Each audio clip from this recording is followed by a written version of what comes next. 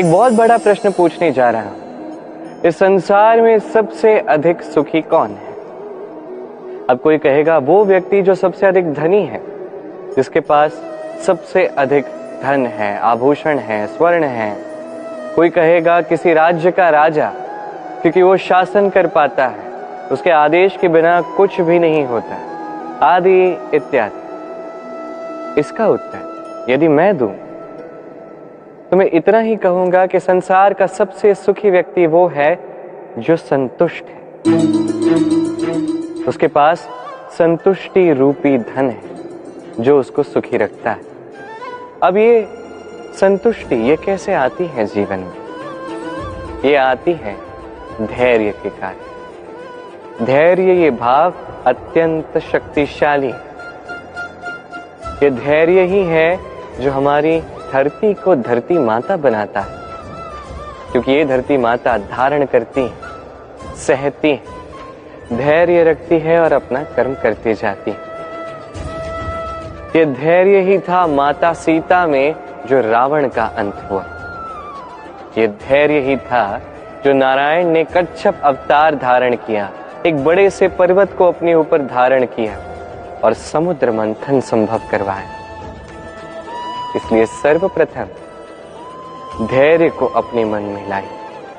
यही धैर्य आपको संतुष्टि की ओर ले जाएगा और यही संतुष्टि आपको लोभ, मोह, लालच से दूर ले जाएगी सुख की ओर।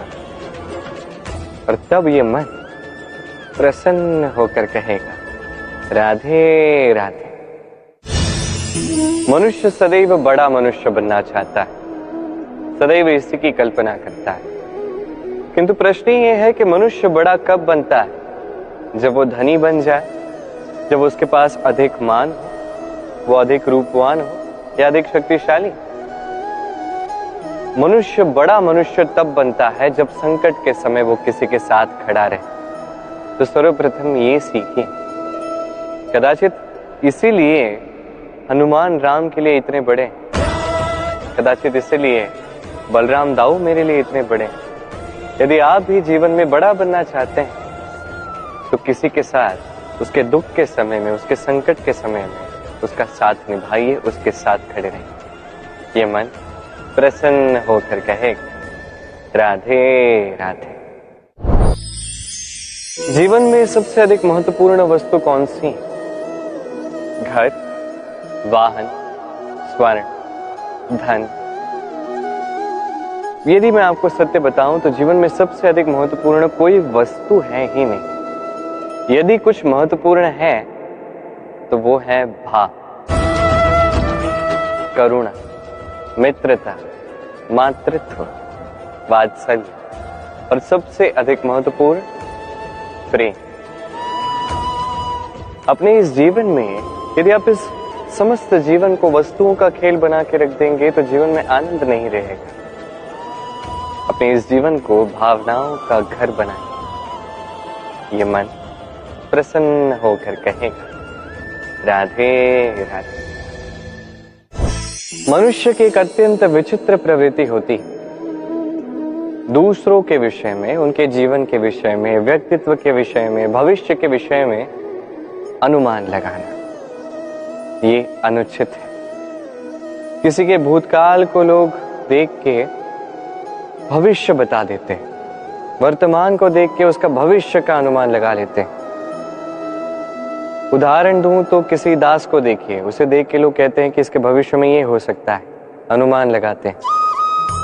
अरे इस राजा को देखिए, ये तो कितना सुखी होगा, ये तो संसार का सबसे अधिक सुखी व्यक्ति होगा, कितनी सुख सुविधाएं हैं इसके पास, अनुमान लगाते हैं।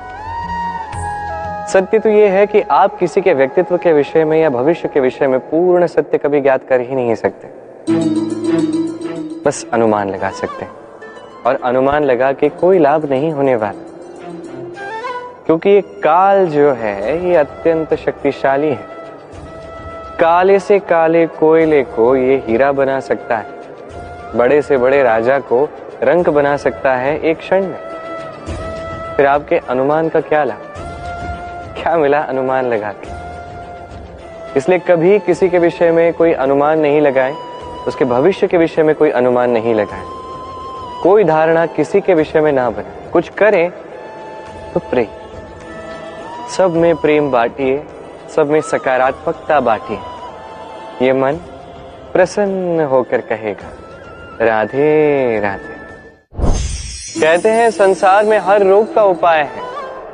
यदि आप अपने शरीर से प्रेम करते हैं तो व्यायाम कीजिए, यदि आप श्वास से प्रेम करते हैं तो प्राणायाम कीजिए, यदि आप अपनी आत्मा से प्रेम करते हैं तो ध्यान कीजिए, किंतु यदि आप अपने जीवन से, परमात्मा से प्रेम करते हैं तो सबसे प्रेम करते रहिए।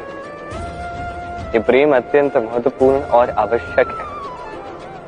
इस प्रेम से अच्छी ना कोई औषधि है, ना कोई आसन, इससे अच्छा ना कोई व्यायाम है, ना कोई प्राणायाम। ये प्रेम बड़े से बड़े समस्या का हल निकाल सकता है। प्रेम बड़े से बड़े संकट को आपसे दूर कर सकता है। ये प्रेम आपको जीवन जीना सिखाता है, क्योंकि ये प्रेम ही जीवन का वास्तविक सार। तो आइए और मेरे साथ प्रेम से कहिए राधे राधे। मनुष्य छोटा हो या बड़ा, राजा हो या रंक, हर एक मनुष्य में एक समानता देखने मिलती है। हर एक मनुष्य को अपनी प्रशंसा अत्यंत भाती। बड़े प्रसन्न होते हैं मनुष्य जब उनकी प्रशंसा होती। और आप किसी से जाके कहिए कि आपकी ये भूल थी, आप में ये कमियां थी, वो सुनने के लिए सज्ज ही नहीं होगा। हर एक मनुष्य सुनना चाहता है कि आपने जो भी किया सर्वोत्तम था। अब आपको एक बात बताता हूं, ये है निंदा, ये है प्रशंसा और ये है सत्य, इन सब से ऊपर। तभी मनुष्य दर्पण देखता है। दर्पण मनुष्य को सुंदर नहीं दिखाता, उसे सत्य दिखाता है, जिससे मनुष्य और सुंदर बनने के लिए प्रेरित होता है। इसलिए दर्पण की आवश्यकता होती है सत्य जानने के लिए। जीवन में निंदक प्रशंसक से कहीं अधिक महत्वपूर्ण होता है। क्यों?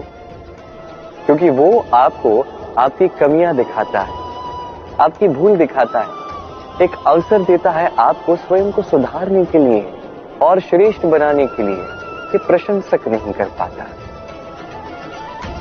तो जीवन में जब भी निंदा होती तो उसका आकलन कीजिए, सकारात्मक रूप से उसे देखिए। यदि स्वयं को कुछ शिक्षा दे सकते हैं तो निश्चित रूप से दीजिए। मन प्रसन्न होकर कहेगा राधे राधे। कभी किसी पपीहे को देखें, कहा जाता है कि वर्ष भर में केवल एक बार अपनी प्यास बुझाता है, वो भी आकाश में मंडरा रहे मेघों द्वारा बरसाई गई वर्षा की बूंदों से, और कहीं से वो अपनी प्यास नहीं बुझाता। पूरे वर्ष भरी गर्मी सहता है, भरी सर्दी सहता है, बस एक आस में कि वर्ष में एक बार वो मेघ आएंगे, वर्षा करेंगे और मेरी प्यास को बुझा देंगे। क्या है? विश्वास है। विश्वास ही है कि वर्ष में एक बार वो मेघ आएंगे जो प्यास बुझाएंगे। अब देखिए, सूर्यमुखी का पुष्प रात भर अंधकार से लड़ता है, उसे विश्वास है प्रातःकाल में सूर्य उसे अवश्य दर्शन देंगे। ये विश्वास ही था जो एक छोटी सी नौका लेके मनु निकला और समस्त सृष्टि को प्रलय से बचा लिया। ये विश्वास ही था प्रेम पर जो वानरों और भालुओं की सेना लेके श्री राम ने आक्रमण किया, समस्त वरदानधारी असुरों की, राक्षसों की लंका पर, और विजय भी प्राप्त की। ये विश्वास ही विश्व की आस है। विश्वास कीजिए कि आप सर्वश्रेष्ठ हैं और कर्म करते जाइए बस। इस विश्वास की आस ही आपको प्रतिबल प्रदान करेगी, ये मेरा विश्वास है।